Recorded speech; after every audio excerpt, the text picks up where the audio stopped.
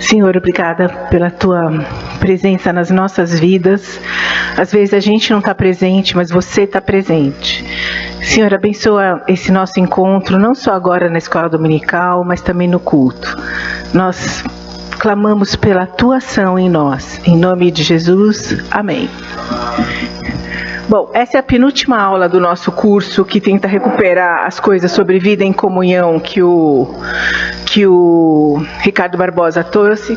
Vocês não querem sentar para lá? Assim eu não consigo ver vocês. Depois vocês podem mudar. Eu permito, mas agora não. Obrigada. Tá. Então, dessa vez, a gente vai falar um pouquinho sobre a vida e a obra do Dietrich Bonhoeffer. Por acaso eu acabo conhecendo bastante o Dietrich, então vamos fazer aqui um trabalhinho. Gente, isso aqui é para todo mundo participar, contar o que sabe, contar o que não sabe. Nós estamos num grupo pequeno, dá para fazer algo bem tranquilo. Vamos lá. O Dietrich era um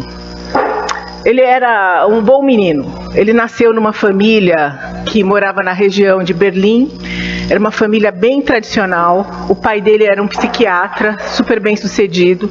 A mãe era uma pianista, que não fazia concertos, mas era conhecida por tocar piano super bem. E ela era filha de um conde. Então ele nasceu numa situação privilegiada. Era uma família bem luterana, bem crente. E ele cresceu num mundo que não existe mais. Ele nasceu em 1906. Havia, acho que 6 ou 7 irmãos, além dele. Todo mundo super hardworking, empenhado em fazer seu melhor. Ontem eu e o Sérgio estavam assistindo um programa chamado Sem Fronteiras na Globo News sobre a eleição da Angela Merkel. Aí a primeira metade do programa eles falaram sobre o modo de vida na Alemanha. Tudo bem, a gente está em 2017, mas eu acho que tem algumas coisas dos valores da cultura alemã que não mudaram, que é uma ênfase na excelência, na repetitibilidade do que está sendo feito para fazer sempre bem feito, a exigência de estudar muito, ter uma performance alta. O Sérgio até falou, será que nós sobreviveríamos vivendo na Alemanha? Não é você que tem uma amiga que era casada com um alemão e ela não tem cidadania alemã, não é isso? É um país que também é bem fechado. É um lugar assim que a gente não compreende direito. Bom, ele desde pequenininho sempre mostrou que tinha fé, ele buscava Deus, Jesus, estudar a Bíblia e tal. E aí nessa situação de tranquilidade, se pode dizer até financeira, ele foi estudar teologia e se formou como teólogo. E aí o que aconteceu? Como vocês sabem, a Primeira Guerra Mundial chegou em 1914. Quando acabou a Primeira Guerra Mundial, a Alemanha estava assim, ela não foi invadida, mas ela estava economicamente destroçada. Porque na Segunda Guerra Mundial a Alemanha foi invadida pelos dois lados. Na primeira não foi. Ainda assim, foi um choque, foi uma coisa muito difícil. Ele perdeu um irmão que lutou na Primeira Guerra Mundial. Aí começou a se pensar muito sobre guerra, paz, inclusão, exclusão, etc. e tal. E ele foi ficando mais à esquerda. Não sei o quanto você pode chamar um cara como ele de esquerda, mas ele foi ficando mais à esquerda. E isso é muito significativo porque, especialmente depois da década de 20, que a Alemanha foi uma tragédia, assim, foi fome, falta de emprego, conflitos armados na rua, super difícil. Aí em 1933, no dia 31 de março de 1933, o Hitler foi eleito chanceler. Às vezes as pessoas acham que o Hitler era só um ditador. Não, o Hitler tinha uma sólida base popular e ele foi eleito. E eu não sei quanto vocês sabem, mas eu tinha que estudar isso, acabei aprendendo. A igreja luterana na Alemanha é como se fosse a igreja anglicana na Inglaterra. A igreja anglicana é a igreja do Estado inglês. Quem é o líder máximo da igreja anglicana? Vocês sabem, a rainha. Se tivesse que ter um papa na igreja anglicana, é a rainha. Ela é o líder máximo da igreja anglicana. A igreja luterana, que foi criada pelo Martinho Lutero há 500 anos, era também uma coisa totalmente inserida na vida estatal e oficial da Alemanha. Então, aí começou a ficar muito difícil a situação, porque no momento que o Hitler se transformou em chanceler, aconteceram um montão de coisas que ele acabou virando ditador, ele começou a atuar sobre a igreja luterana para que ela interiorizasse todos os conceitos e eu chamaria de distorções do nazismo. E aí, uma coisa que é importante vocês saberem é que os pastores e bispos luteranos, eles são funcionários públicos.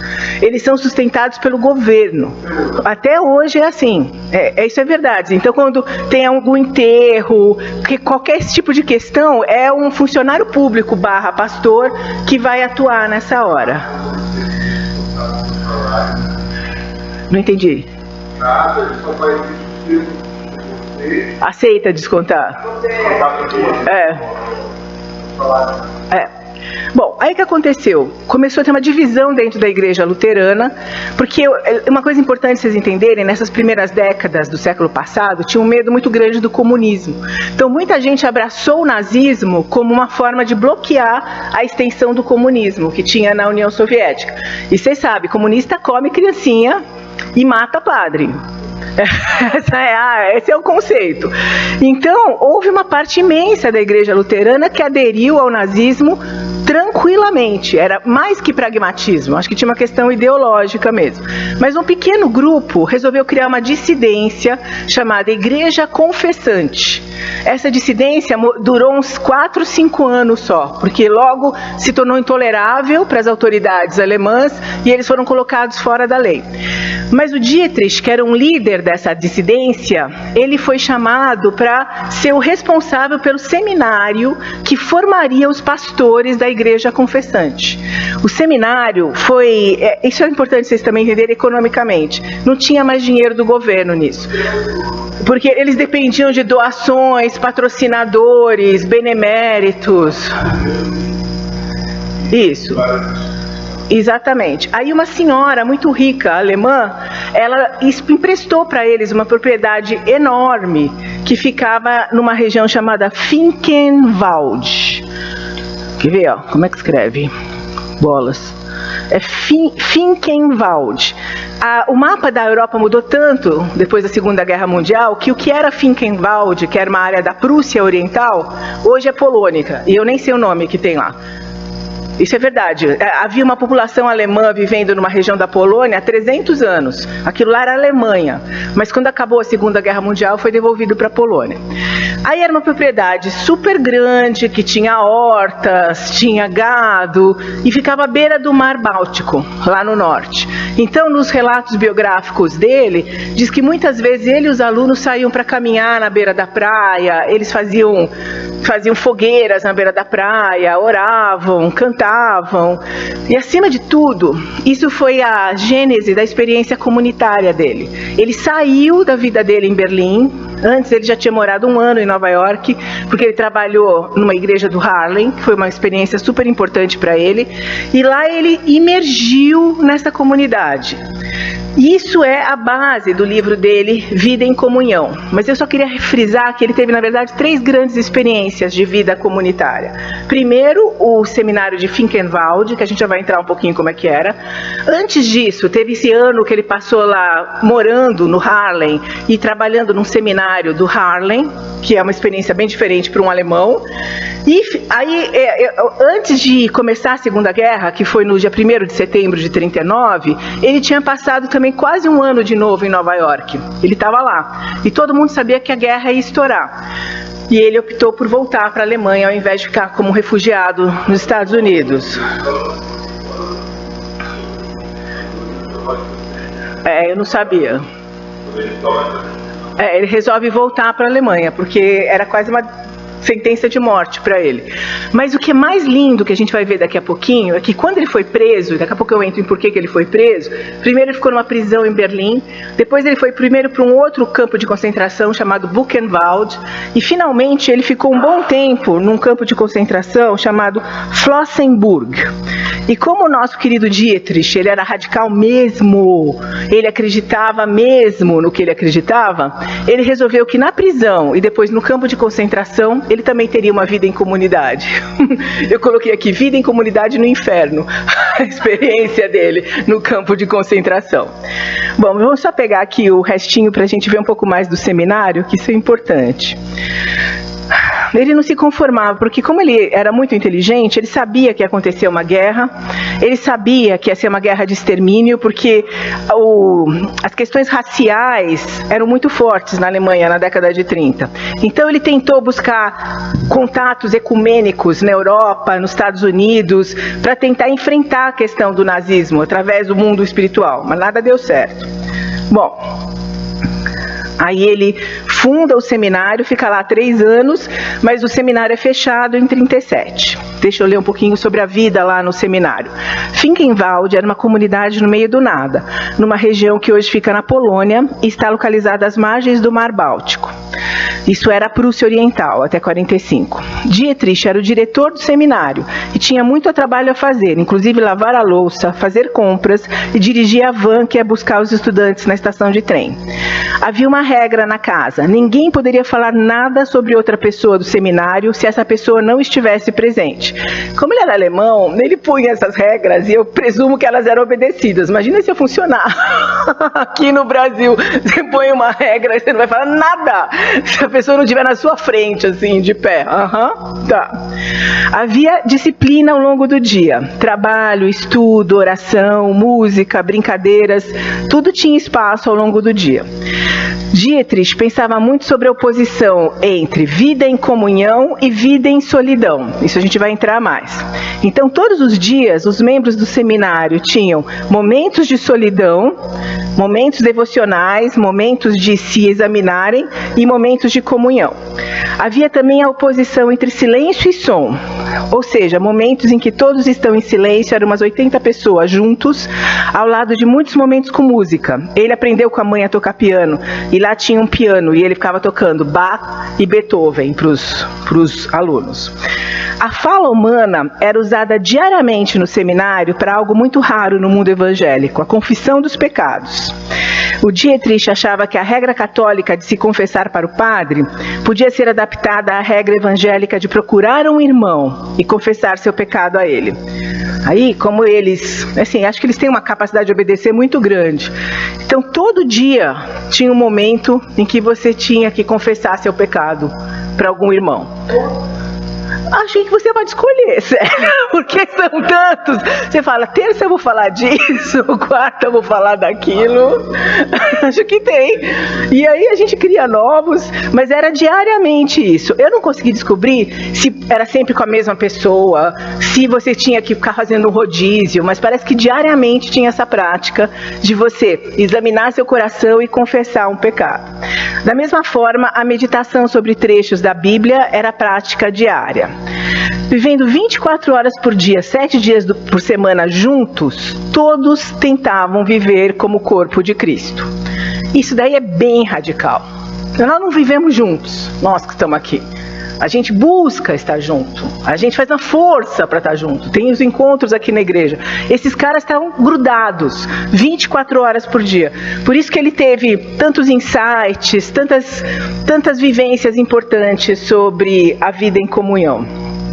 É muito legal. Vocês têm algo para falar sobre isso?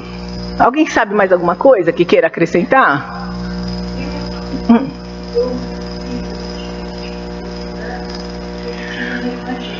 Tinha, Sabine. É.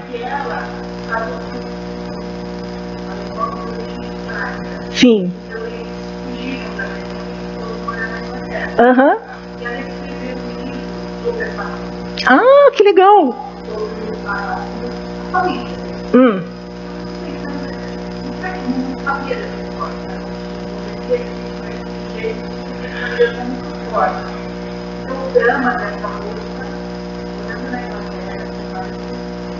É. Aham. Muito triste. É. Eu ia trazer um livro que eu tenho, que é uma biografia dele, que tem uma foto deles juntos, no jardim da casa dela, em Londres. É tudo triste, tudo triste. Finkenwald. É.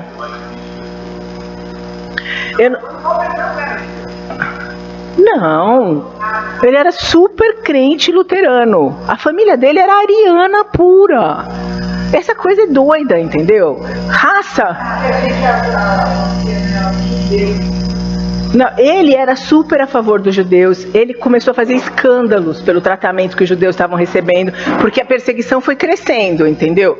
Até que uma hora todos foram mandados para campos de concentração para serem exterminados. Mas ele não era judeu, ele simplesmente amava as pessoas e achava que crente não podia ficar quieto, que você tinha que fazer escândalo e arranjar um jeito de ajudar. Ainda hoje eu estava lendo uma matéria super legal sobre pessoas que durante a Segunda Guerra Mundial tentaram proteger e ajudar judeus.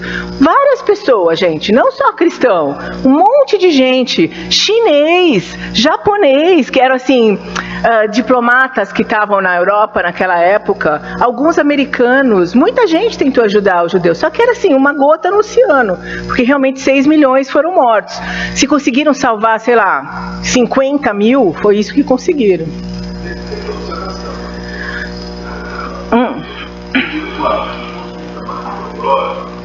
A Alemanha, ela está bem em geral. Ela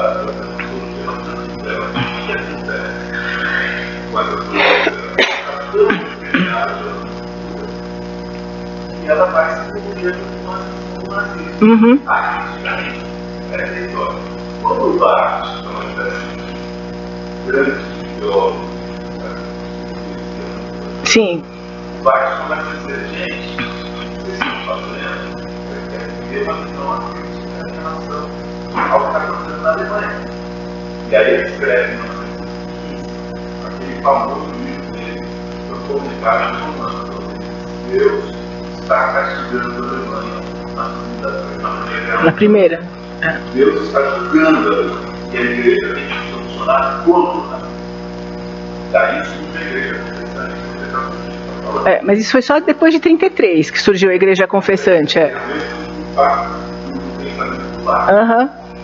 O mandante, a elite da Alemanha faz uma adesão a esse movimento. Ele denuncia todos os privilégios da classe social dele na família. Sim. Em nome de uma adesão política. Isso. Essa é parecida com a história da Simone Weil, que você fala tanto.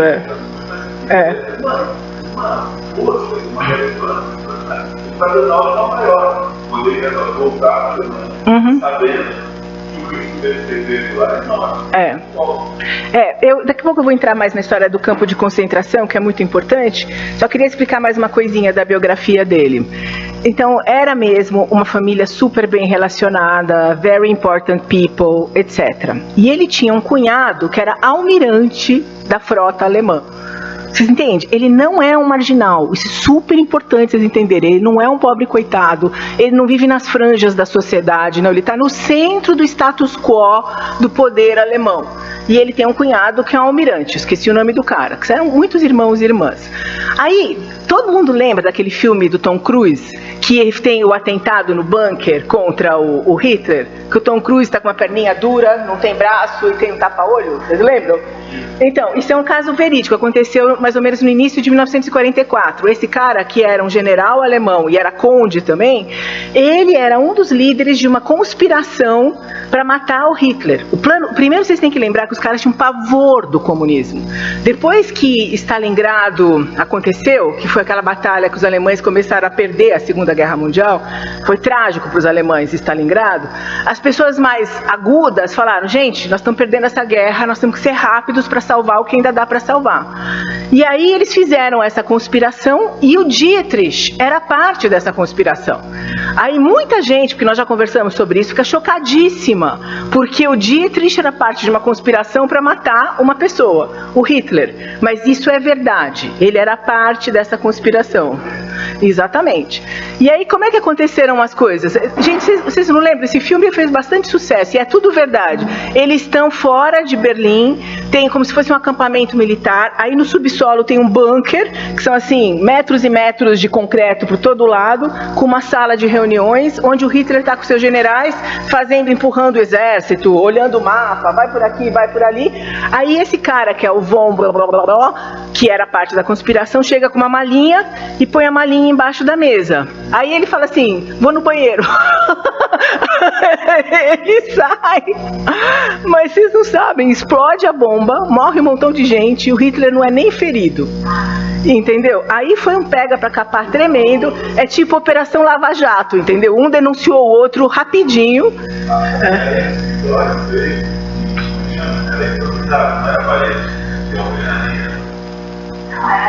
Era um bunker de concreto, não, era um bunker de concreto.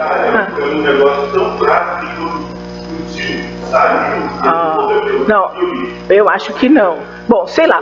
O que eu sei é que no caso dele ele saiu isento, aí começou uma perseguição, chegaram até o Dietrich e ele foi preso. Então ele se meteu nessa conspiração mesmo. E ele sabia que ele tinha todas as chances de morrer. Aí ele primeiro foi para uma prisão comum, ele tinha uma noiva nessa época, com quem ele se correspondia.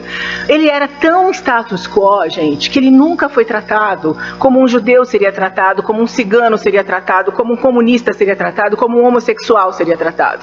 Ele sempre teve alguns privilégios, porque ele era um deles. Entendeu? Que tomou a decisão de não ser um deles, mas ainda assim ele tinha privilégio, ele se correspondia com a noiva, não sei se teve visita, mas se correspondia, mas foi ficando cada vez pior a situação na Alemanha e mandaram ele para esse campo de concentração de Flossenbürg.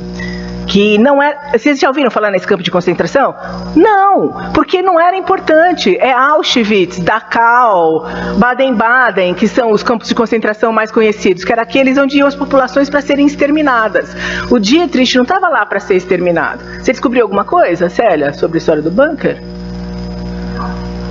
Tá bom. Bom, aí o que acontece? Ele está lá... A guerra continua, as tropas russas estão avançando rapidamente, porque, embora filmes americanos fiquem valorizando o que os americanos fizeram, foram os russos que venceram os alemães. Eles ganharam uma velocidade incrível depois de Stalingrado e começaram a avançar. Foram cruzando rio após rio, até que eles cruzaram o rio Elba e chegaram em Berlim. Então, os caras estavam apavorados, porque eles sabiam que na hora que os russos entrassem na Alemanha, os nazistas, eles é que seriam exterminados. Os nazistas seriam exterminados. Então era uma questão super complicada. Tanto que essa pessoal da conspiração, eles já tinham um documento pronto de se renderem para os aliados. Eles queriam fazer um pacto com os aliados, para os aliados ocuparem a Alemanha e evitar que os russos entrassem na Alemanha. Por que teve a divisão da Alemanha, gente? Porque os russos entraram. Entendeu? Metade da Alemanha foi ocupada. A Romênia foi ocupada, a Hungria foi ocupada, a Polônia foi ocupada. Tudo virou comunista. Bom, aí ele tá lá na cadeia, ele começa um momento super difícil da vida dele, em que ele vive muito mais o silêncio, a introspecção, o isolamento, do que a comunhão. Mas ele está decidido a também ter a comunhão. Então esse é um dos temas dessa aula, solidão versus comunhão. Ele estava decidido a que todos soubessem que ele tem fé, que ele estava disponível para ouvir as pessoas, que ele queria fazer alguma diferença naquela vida, naquele campo de concentração. E aparentemente, por incrível que pareça, muitas pessoas procuravam ele. Não ficou claro para mim se eles procuravam às claras, mas havia guardas, havia oficiais que procuravam ele para conversar. Então, mas quem assistia? Eu não acho que era todo mundo, eu não consegui determinar o quanto que todo mundo tinha esse acesso. Mas ele estava pregando. Mas o que eu estou querendo dizer é que eu não sei quantas pessoas faziam parte dessa vida em comunhão no inferno, mas tinha essa experiência também. Vamos lá. Vamos falar um pouquinho dessa história. Isso é uma coisa que eu queria ressaltar. Eu pensei muito na disciplina dele, que nós somos muito emocionais, nós brasileiros. Tô afim de fazer isso, não tô afim de fazer aquilo. Eu acho que ele não estava afim de muita coisa nessa situação da vida dele, porque ele não era nada burro. Ele sabia que o que estava pior ia ficar pior ainda na Alemanha. Mas ele teve essa disciplina de continuar lendo a Bíblia, pregando. Eu imagino às vezes ele pregando para pouquíssima gente, ouvindo testemunhos. É uma disciplina, isso eu acho admirável, que a gente podia aprender um pouco com isso. Aí ele começou a fazer essa oposição sobre solidão e comunhão. Vamos lá. Na prisão, o Dietrich muitas vezes foi jogado à solidão. Mas, a partir dos seus escritos, ele escreveu um livro que se chama Resistência e Submissão ou Cartas da Prisão. Ele escrevia muito. Isso.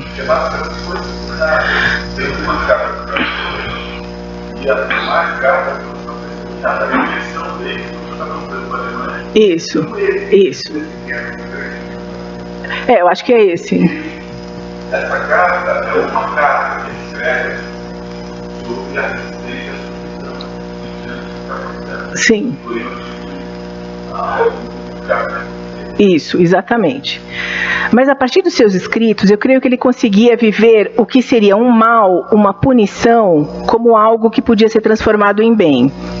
Na solidão, ele tinha experiências com o Deus Trino que o preparavam para, de volta à sua comunidade de bandidos, assassinos e prisioneiros, trazer algo de novo para esse grupo. É muito legal. Ele acredita que não existe vida na igreja sem essa mistura de isolamento e comunhão. Que não adianta você buscar só a comunhão. Não adianta também você se autoexilar e viver só a solidão. É essa mistura de solidão e comunhão que faz uma vida em igreja acontecer de forma plena. É o que ele fala. Acho que vocês podiam falar um pouquinho sobre isso. E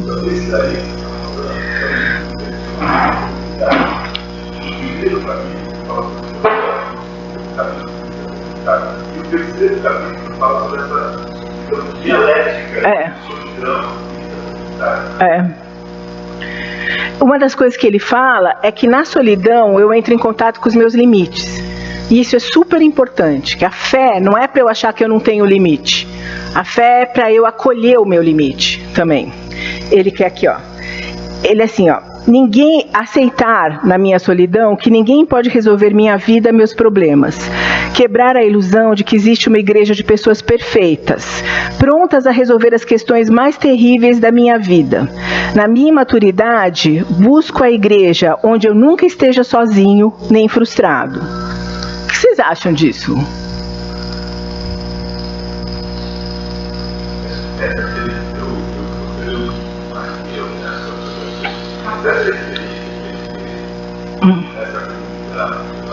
Em Flossberg, Flossenburg. A vida pode ser uma vida monástica. Não foi nada fácil, apesar de todo mundo ser. Mudança de teologia, o teólogo, afinado teologicamente, tinha muita dificuldade de relacionamento. Claro que tinha, sim. Eu estou falando dessa experiência. E a vida comunitária não deve ser idealizada, porque ela é dura. O Volo quer falar, eu tenho que dizer a minha frase favorita, que todos já ouviram umas 20 vezes. Frase do Groucho Marx, aquele humorista da década de 30. Jamais entraria para um clube que me aceitasse como sócio. Essa igreja me aceitou como sócia, mas eu trago as minhas porcarias. Ninguém só traz bondades e luz e sabedoria para onde a pessoa vai. Então, não é só que o outro é um problema, eu sou um problema. Eu acho que isso é super... É claro, as pessoas ficam falando, não, eu vou ser um presente para a comunidade de Jesus. Tá, você pode ser um pouquinho um presente, mas vai ter lixo entrando também. Isso é uma consciência, um amadurecimento que é importante a gente ter. Só completar, Volô, porque o que eu continuei pensando aqui é que, eu vou repetir, na minha maturidade, busco a igreja que não me frustrará jamais. Aí, o que eu pensei é, existe gente que encontra a igreja assim. A igreja apresenta para você, olha, venha para cá, Ana. Aqui você vai ser feliz. Aqui seus problemas serão resolvidos. Nós vamos vencer. Você vai ser vitoriosa em tudo que você vive. Existe isso. Na nossa família, tem um pedacinho da família que entrou numa igreja dessas. Olha o que acontecia nessa igreja. Lembra daquele livro Feridos em Nome de Deus, da amiga da Célia, a Marília? Ela narra várias histórias de pessoas que buscavam líderes religiosos que dissessem a eles com quem casar, com quem criar uma sociedade, com quem desfazer uma sociedade, como educar um filho, com que instrumento bater no seu filho, quando premiar o filho. Essas pessoas, que terrível, encontraram igrejas que lhes davam respostas claras e absolutas sobre tudo. Bastava seguir as regras e as famílias ficariam livres de qualquer mal. Isso daí acontece. Só que isso não é vida em comunhão. Vida em comunhão inclui solidão, desencontro, dúvida, frustração. Qualquer pessoa que busque a vida em comunhão absoluta está pondo o pé numa armadilha. Fala.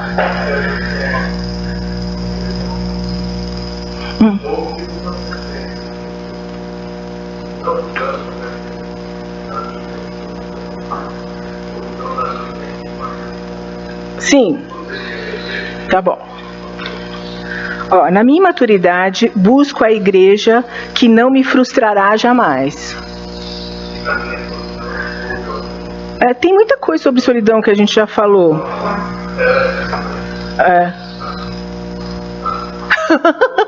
Só para essa frase que você costuma citar, eu acho, da sua o irmão que envolveu o caminho, não é do irmão. Não, a frase é perfeita, gente. Ele é cheio de frases. Ele era muito brilhante. A frase é assim: o irmão que não for um fardo para mim, ele é uma ameaça ou um objeto a ser manipulado. Vou repetir. O irmão que não for um fardo para mim, ele é uma ameaça ou um objeto a ser manipulado. Não. Te adoro, Bolu. Te adoro. Te adoro mesmo.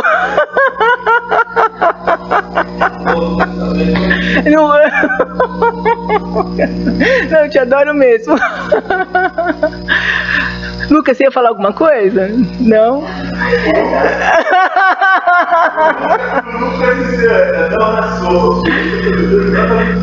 É uma vida em comunhão.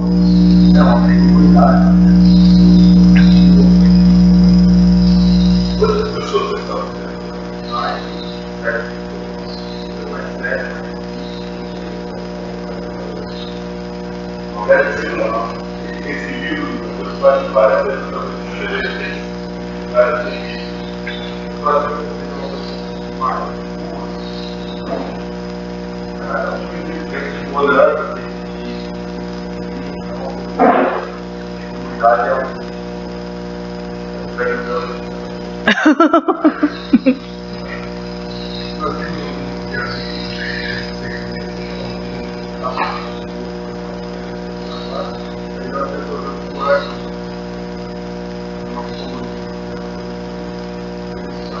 A amizade acabou, né? É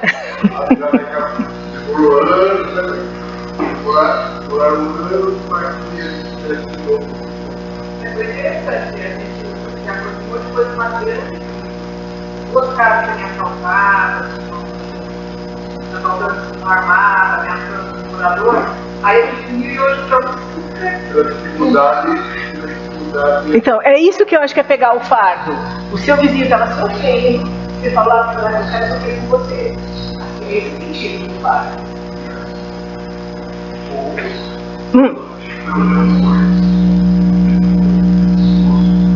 Resolveram fazer a nossa e a viver o sermão. Nossa. Não deu certo. Não, né? Só que aí caber. E é pensar. Só para o obedecer tudo o seu. A esquecer da perspectiva não deu certo. Exato.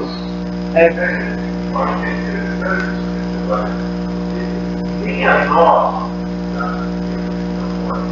Não. Não podemos fazer uma propaganda enganosa. Realmente, eu acho que o fato da gente poder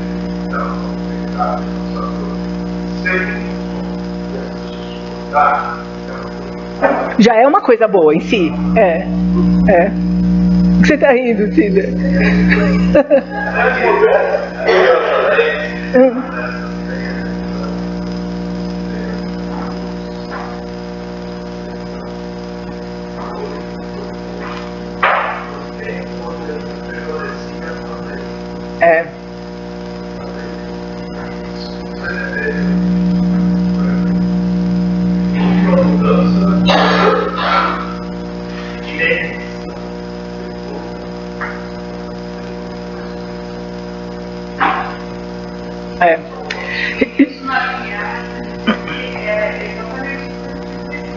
Que é uma comunidade também.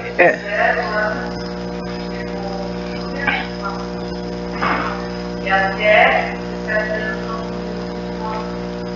e assim, quantas realidades, quantos sofrimentos, quantas coisas, então, uma briga com a outra disputa, né, entre eles, né, e você fala, tem que dar a disciplina e até onde você dá a disciplina e o amor, né? Fora a fronteira, sabe? É um tema difícil, imagino que o Lucas está vivendo isso também. Agora, isso daqui,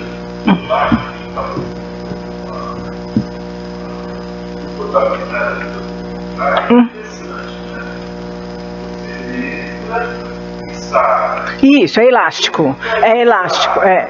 E quem está entrando e saindo é uma pessoa incompleta, pecadora. É assim, não é a rainha da Inglaterra. Aí tem o cansaço, você volta a comunicar. Esse jogo que ele sugere, que é o que é possível, que é o melhor. É uma proposta e muito pé no chão, ó. Só continuar. Então, é uma vida que mistura encontro e desencontro, comunhão e frustração. Ele escreveu muita coisa, ele fala, eu fui tudo no feminino, mas era tudo no masculino. Procuro a comunhão por medo de ficar sozinha. Porque não consigo viver comigo mesma, com os meus abismos, procuro me perder no serviço e na vida em comunidade. O ativismo, as conversas que não trazem transformação e confissão, o julgar, nada disso me traz paz. No meio das pessoas, eu não estou sozinho, mas não tenho vínculos.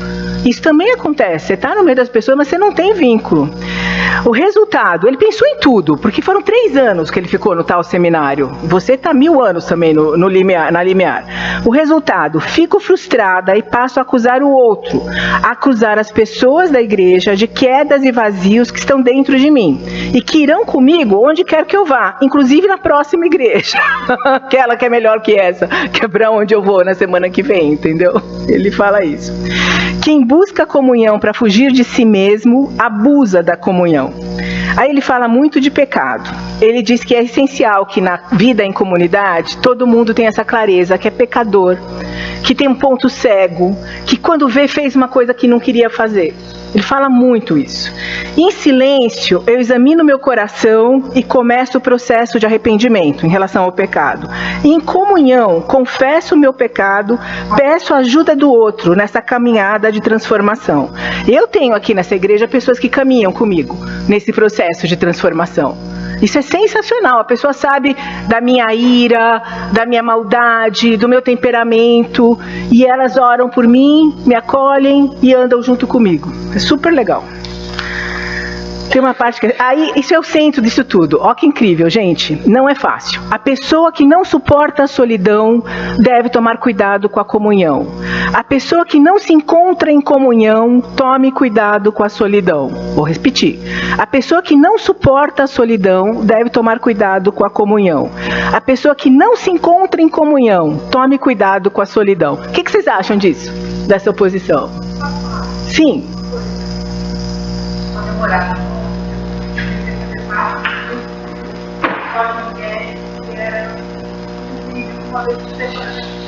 Duas vezes por ano, eu ia para um convento, passar um dia no convento, e a gente chegava, pela manhã a gente ficava 4 horas no silêncio. Depois a gente ia almoçar e à tarde tinha. Na primeira vez que eu fiquei muito chato, nessas 4 horas, eu não aguentei ficar em silêncio 4 horas, né? Porque é uma experiência difícil, assim, para a gente estar no vestibular e tal. Então, eu acho que assim, valorizar o silêncio, que é uma coisa que não acontece com frequência, eu acho que é uma experiência muito interessante. E sabe, um dia a gente queria fazer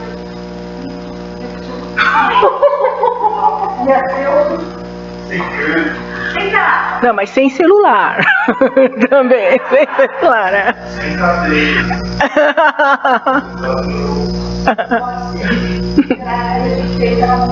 Isso. É. Isso é super legal que você falou, ó, faltam só 14 minutos, porque ele pensou muito, o Dietrich, ele faz uma oposição entre silêncio e mudez. Naquelas 4 horas você estava muda, mas tinha alguma coisa dentro de você que não estava aquietada. Não é isso? Ó as coisas que ele falou. Ó que lindo, ó que lindo, ó que lindo, ó que lindo. Ó. É legal. Ó. Silêncio é o sacrifício da palavra. A mudez, porém, é impura, coisa mutilada, não sacrificada. Aí ele mesmo usa o exemplo do Zacarias, o marido da Isabel, que quando ele soube que a mulher estava grávida, ele ficou mudo. Zacarias ficou mudo em vez de ficar em silêncio. O silêncio é voluntário e não busca ferir ninguém. A mudez é compulsiva e busca jogar culpa sobre os outros. Vou repetir, a mudez é compulsiva e busca jogar culpa sobre os outros. Basicamente, assim, você fala, cala-te boca, cala-te boca, cala-te boca, porque se essa boca não se calar, cobras e lagartos sairão. Isso é a mudez. Você tá tudo na sua cabeça, a toda velocidade, pensamentos obsessivos e incessantes. Não tem nenhuma quietude na mudez. A mudez é assim, você tem um tumulto dentro de você que você não vai deixar sair. O silêncio não. O silêncio pressupõe uma quietude e uma integração de coisas difíceis. Vocês têm algo a falar sobre mudez e silêncio?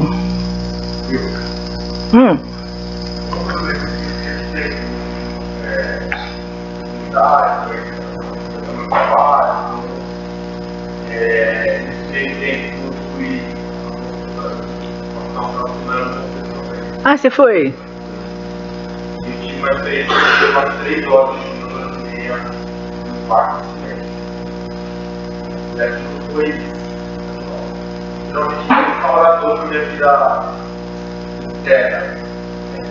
Eu tive praticamente que era a luz.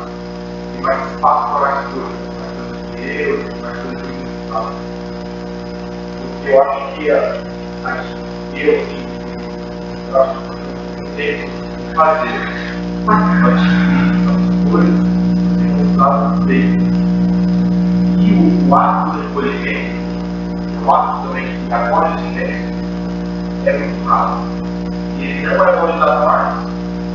Então, acho que para mim, ela tem hoje em dia se conecta com o grande recolhimento. Hoje em dia, as pessoas fazem, acho que eu terapia, acho importante, mas elas fazem muito questão de fisioterapia, então o recolhimento. É o que esquece esse espaço. O silêncio, o recolhimento, o acho que mas eu acho que tem. Eu não tenho muita prática do silêncio. Eu consigo ficar sozinho um tempão, mas é lendo um livro, lendo uma revista, vendo um filme. Eu nunca fico só em silêncio.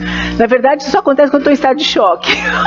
Quando acontece alguma coisa super impactante, aí eu sou capaz de ficar em silêncio. Isso já aconteceu. Eu não tenho muito essa coisa. Eu acho que o que você está falando é muito lindo, mas eu queria voltar para o Dietrich, porque ele resolveu fazer um paralelo entre mudez e ressentimento, mudez e imobilidade. E o silêncio ele coloca junto com a perplexidade e a espera. Então eu vou falar de novo. Mudez / ressentimento / imobilidade. E o silêncio, essa quietude, inclui a perplexidade e a espera. Não é sutil isso? Como é que você...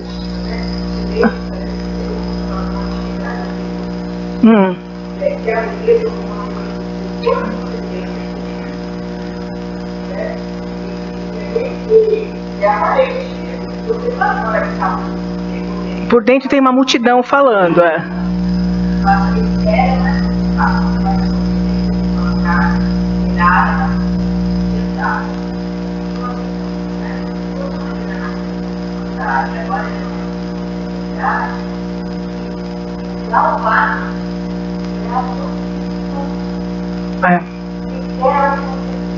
O silêncio inclui uma espera que você está inteiro na espera. Você está tranquilo. Então, agora, a mudez, não.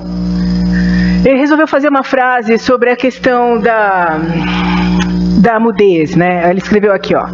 Não existe pecado em pensamento que deixe de provocar rupturas na comunidade. Se eu pensar mal de um irmão, eu já estou provocando a ruptura.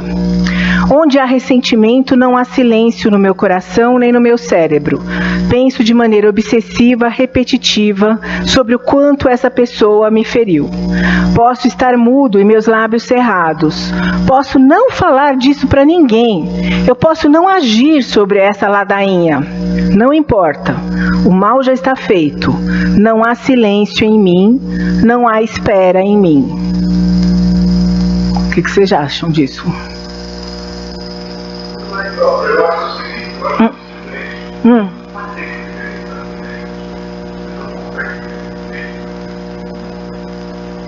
as coisas passam. Nossa,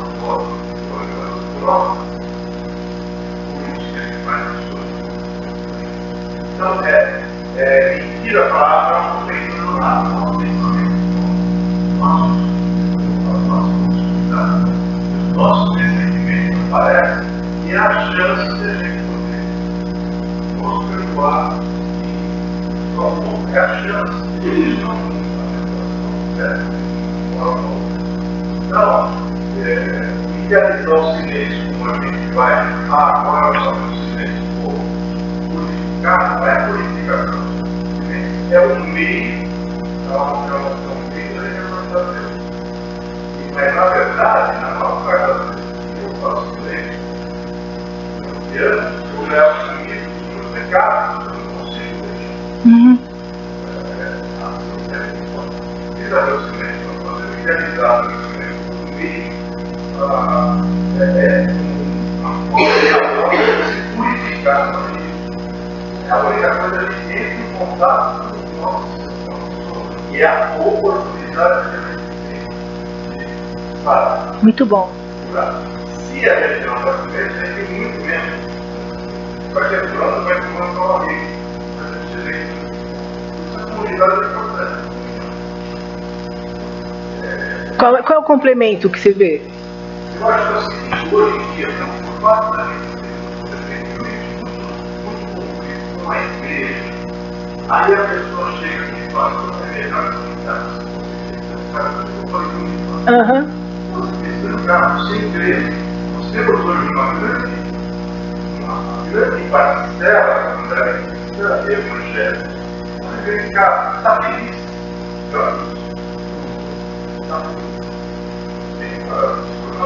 Sim.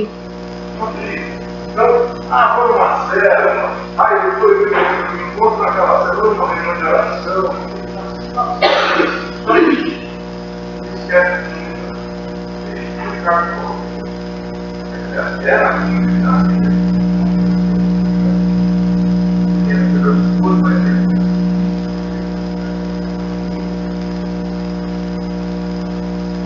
Acho que as pessoas perderam a coragem, mas a comunidade acho que a coragem pelo negócio, né?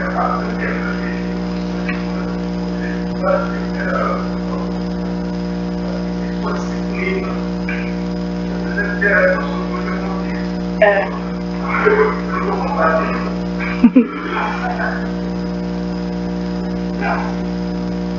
Quando eu tenho uma oportunidade de renunciar a alma, mais tarde, sempre vai ter jogo. Não tem um forte.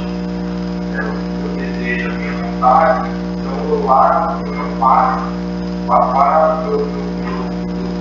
próprio bem-estar. Então eu sinto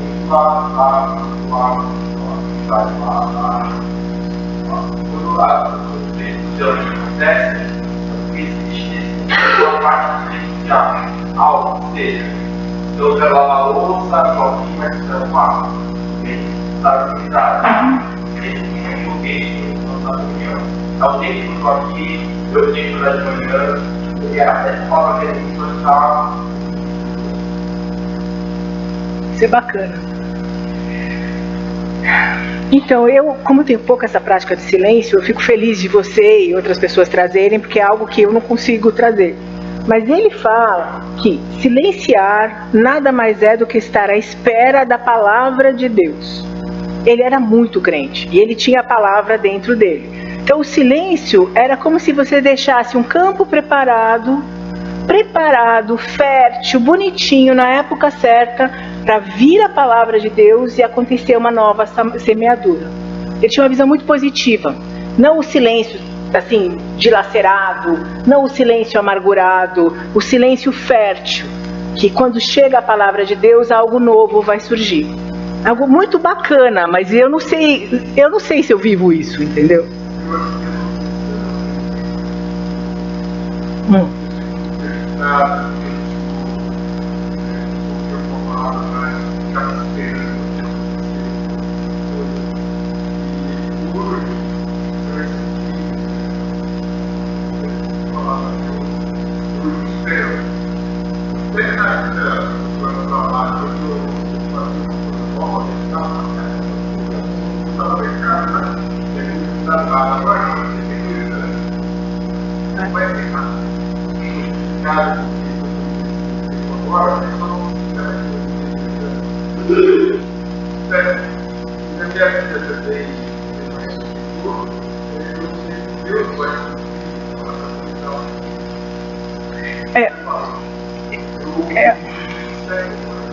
Então, o que ele diz também, lembra de novo que teve gente que chegou mais tarde, tem uma parte importante da vida dele em comunidade, que foi num campo de concentração chamado de Flossenburg. E lá ele tinha uma vida em comunidade com os oficiais da SS, com os caras da Gestapo, com outros prisioneiros. Ele tinha uma ação cristã no meio de um campo de concentração. Então, olha o que ele diz, porque ele vai além da palavra ele diz assim, ó, da palavra de Deus. Se aprendermos a silenciar para receber a palavra de Deus, também aprendemos a silenciar para receber a palavra do outro. Isso começa a acontecer no trabalho, em casa, com os amigos e com os inimigos. Por isso que ele faz tanto essa dinâmica da solidão com a comunhão, entendeu? Quando você vive a solidão dessa forma tão luminosa e fértil que ele coloca, você fica melhor preparado para acolher não só a palavra de Deus, mas a palavra e a verdade do outro. Isso é bacana. E só para fazer o resuminho, então essa aula sobre o Dietrich Bonhoeffer, a gente falou da oposição de solidão com comunhão. Para quem chegou atrasado, o centro disso tudo é aqui, ó. A pessoa que não suporta a solidão deve tomar cuidado com a comunhão. A pessoa que não se encontra em comunhão, tome cuidado com a solidão. Isso daí é para a gente pensar muito. Falamos um pouquinho sobre frustração, sobre a gente entender que toda igreja, toda vida em comunidade tem limites, tem frustração, que não é um pacote só bom, tem porcaria junto. Aí ele fala muito sobre isso, mas eu não trouxe, o pecado causando rupturas na vida em comunidade. Isso a gente tinha que ter essa clareza, tá? Porque nós somos cristãos. E nos nossos amigos do trabalho, outras pessoas, o conceito de pecado fica mais distante. Você não vai falar do pecado da sua amiga que não é cristã. Mas na nossa vida em comunidade, a gente devia trazer para o encontro essa clareza de que a gente é quebrado por dentro, que a gente faz o mal mesmo sem querer. Isso devia trazer uma certa simplicidade. O pecado causando rupturas. O pecado causando rupturas. E aí ele fala muito da diferença entre mudez e silêncio. Tem pessoas que têm um temperamento em que é muito fácil para essas pessoas ficarem caladas. Mas essas pessoas têm que examinar seu coração para entender se elas estão mudas ou se elas estão em silêncio. Eu não tenho esse temperamento, mas tem gente que tem esse temperamento.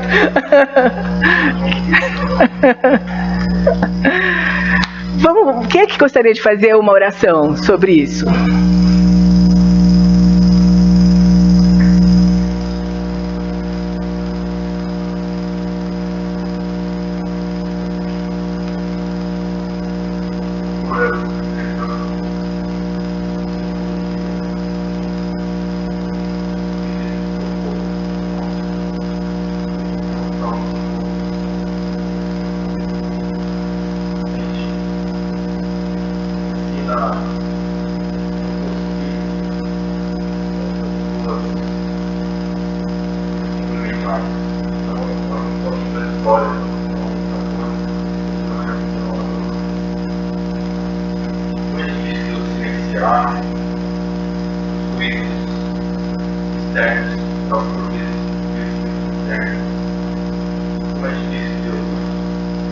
parar um tempo,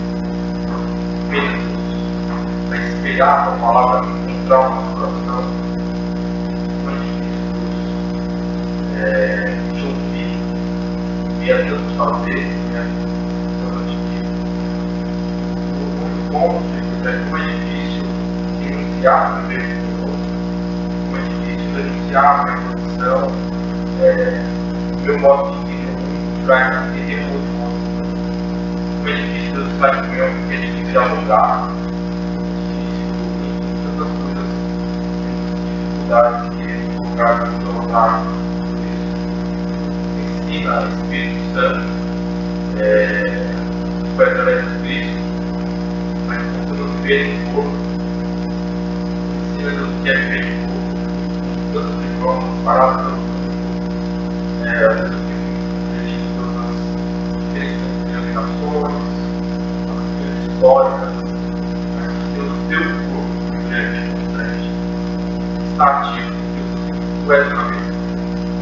Isso não para, isso não é postura. São ventos do Espírito levando onde quer levar. A gente não tem domínio sobre isso. Só que Deus aceitar a missão, ser sim ao mar. A oração nos leva para o momento do